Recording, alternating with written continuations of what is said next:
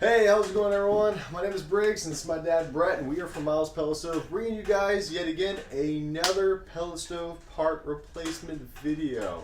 We're going to be working on this Whitfield Advantage here today, and we're going to be replacing out the proof of fire switch, also known as the low limit or proof of fire switch. There you go. It's really important. And you know, it only take a little bit of time, and Briggs and I will show you how. And this is one of the things that may stop your pellets from blowing into your burn pot. So let's go to the next step, and we appreciate you joining in. Let's do it.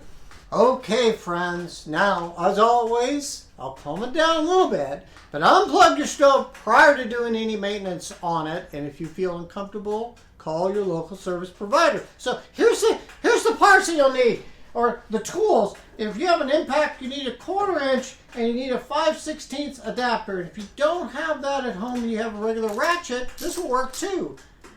1/2 or 1/4 inch or a 5/16. And a flathead screwdriver. You may need it, you may not. We'll put it aside.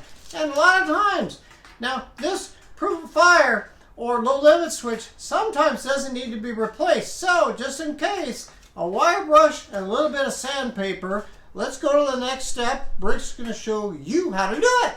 Alright, let's take off that switch. So over here, guys, we're going to be focusing on the left side of your pellet stove, and we're going to be taking off this panel here. Now before we do that, I'm going to bring your attention to the damper rod here, and you want to unscrew this. So just like lefty-loosey, you're going to be turning it to the left until she's loose enough to take out. And we do that because if we don't, we take off the bolts here, this door is going to run into this, and it's not going to fully open. So we're going to set that right there. We're then going to tackle the 2 bolts, and you're going to want to open up the door here. And we're going to tackle this top one with the 5/16. Put that to the side. Go for the bottom one, same thing. Loosen it. Put that bad boy to the side. Then right here, guys, you can then close your door. Make sure it's out of the way. You come over here, and you can open up your panel. And right here, this is your proof of fire switch right here. Now for a little added room, these panels, it allows, can pop off just as so. We're going to put that to the side so it doesn't keep hitting my left arm here. Now I'm going to switch over to a 1/4 inch, and I'm going to get my flathead screwdriver, and we're going to start dismantling this and taking this off. So it's held by 2 wires, and you got 2 screws on the side. I like taking the wires off. We fully got to take this guy out and put this to the side so it's just not holding on to things. I like having it as free as possible. Make sure it doesn't catch on, just for a smooth take out. And we're going to go for the 2 screws. And there's one. And then finally over here, sometimes that might be just a little tight in there. But as we can get in there, squeeze it in. There we go. So I'm going to put this to the side. Get a nice full view, and right there is your proof of fire switch. And right here you can see the accumulation, which we're going to talk more about and address in the next scene. Okay, here we go. Now, Briggs just took out this proof of fire or low limit switch. And I'll tell you, they built these things well. This is nice ceramic. This is just a dang good part. So what happened, this goes into the fire housing or the exhaust housing. It goes in, so it tends to get very dirty, as you can see here. Now the new ones, stay with me, are like this, where they're topical. They just go on the side of the exhaust motor housing. But with the Whitfield, it goes inside. So you can see over time, as this is in the motor, all the exhaust is doing this.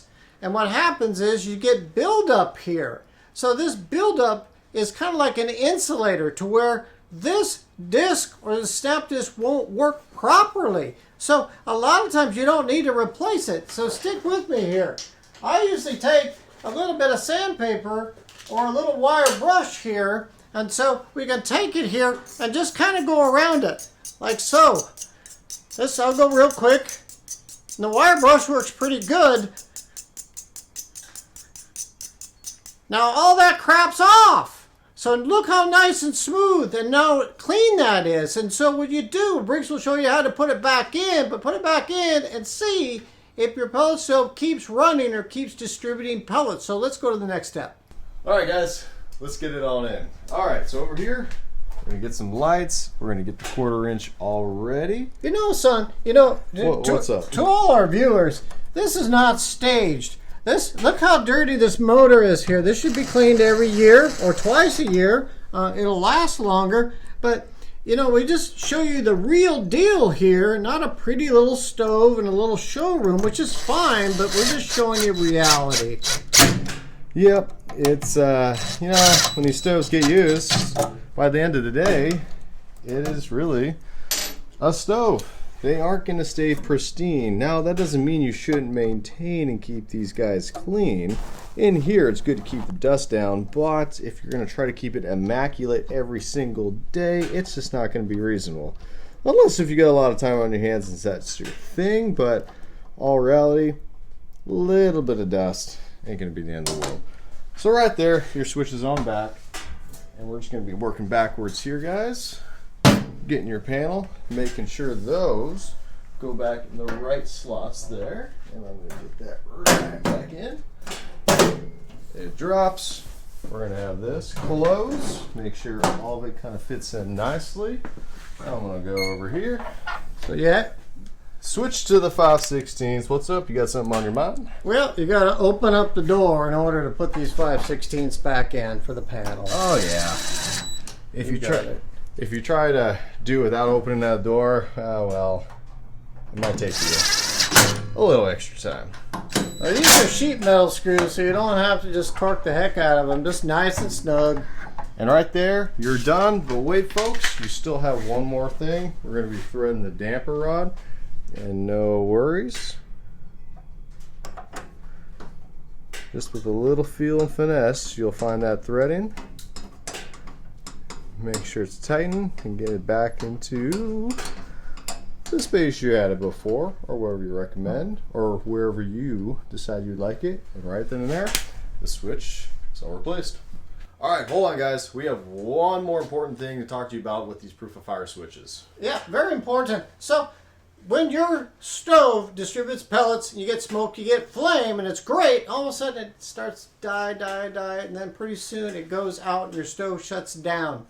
This is one of the things that could be causing that. So what happens is that hot air, again, is going by this switch. And if it's corroded or has residue on it, this switch is going to think the stove is cold. So you want to make sure that this is clean, very clean, reinstall it like Briggs did, and then when you start your fire up again, this is going to detect heat and then keep distributing pellets. And if this isn't the answer, we have one more solution for you on the next video.